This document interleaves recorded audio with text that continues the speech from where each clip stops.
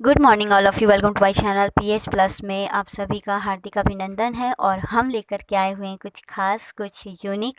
तो हम बात करने वाले हैं आज ईश्वर के विषय में। ईश्वर ऑक्सीजन की तरह ही ज़रूरी है। अपने शुरुआती जीवन में मैंने विचारे थे कि ईश्वर के बारे में कोई ठोस तथ्य नहीं है। ऐसा कोई तथ्य नहीं है जो इसे विज्ञान की श्रेणी में ले जाए। ये जनश्रुति है कि सेंट पॉलिस दमिश्क जाते हुए देवी प्रकाश से रूबरू होकर के सड़क पर बेसुध होकर के गिर पड़े थे।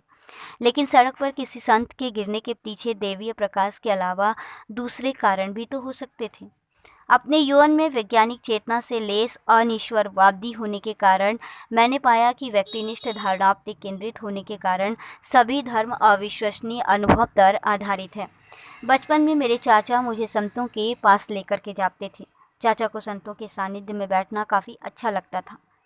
मुझे वे बहुत प्रभावित करते थे। संतों के नज़दीक जाकर के मुझे बैठना काफ़ी ज़्यादा शांतिप्रद लगता था और कई बार अपने भीतर मैं कुछ बदलाव भी महसूस करता था। वहीं से मुझे सर्वव्यापी ईश्वर के बारे में जानने की इच्छा जगी। हमारे चारों ओर आज आस्था का जैसा घनघोर अभाव है और जिसके कारण सभी धर्म अवलंबियों को एक समान परेशानियों का सामना करना पड़ रहा है। उनका एक ही समाधान है कि हम ईश्वर की शरण में जाएं। मुश्किल यही है कि हमने ईश्वर को अदृश्य और चमत्कारी बना दिया।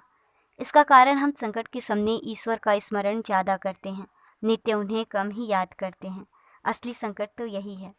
जब तक हम अपने रोज के निर्णयों में ईश्वर को शामिल नहीं करते हैं और उनके प्रति आस्था के लाभ को खुद महसूस नहीं करते, तब तक हम आधुनिकतावादियों की सोच में ईश्वर सिर्फ और सिर्फ संकट मोचक के रूप में ही सीमित रहेंगे। ईश्वर के व्यक्तिगत और आकस्मिक, कभी कभी अनुभव किए जाने वाले ढुलमुल और अस्पष्ट स्वरूप को ईश्वर मानने में मुझे आपत्ति है। मेरे लिए ईश्वर उसी तरह आवश्यक है जिस तरह हमारे अस्तित्व में वो ऑक्सीजन, भोजन, छत, पैसा आवश्यक है। अपने जीवन में ईश्वर को अनिवार्य बनाने की यात्रा विश्वास में आस्था और आस्था से ज्ञान तक जाती है। अपने चिकित्सकीय पेशे और विज्ञान के प्रति लगाव से मैंने जो सबक सीखा है वह यही है कि व्यक्तिनिष्ठता अच्छी नहीं, लिहाजा निष्कर्ष हमेशा वस्तुपरक ही होना चाहिए। विज्ञान से अध्यात्म तक का सफ़र करते हुए मैंने पाया कि आध्यात्मिकता का उद्देश्य आत्मा को एक किस्म की दवा देने जैसा है।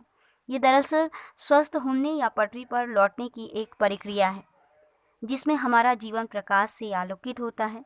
दुनिया भर की आध्यात्मिक परंपराओं ने इस प्रकाश से अनगिनत अर्थ हैं, पर मेरे लिए यह प्रकाश दरअसल ज्ञान का प्रकाश है। ज्ञान का यह प्रकाश हमें बताता है कि क्या वास्तविक है और क्या अवास्तविक है।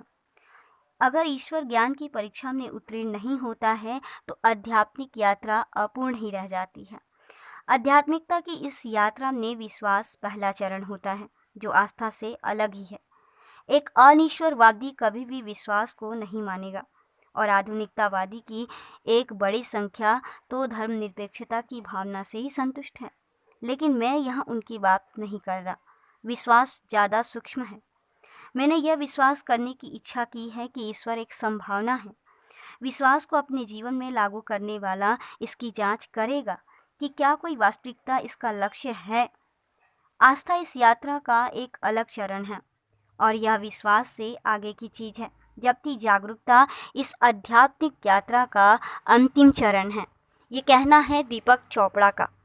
अगर ये वीडियो आपको अच्छा लग रहा हो, रोचक लग रहा हो, तो लाइक और शेयर करना बिल्कुल ना भूलें। साथ में यदि आप कोई सुझाव देना चाहते हैं तो कमेंट बॉक्स पर जाकर के आप कमेंट्स भी कर सकते हैं। जय भारत, जय हिंद।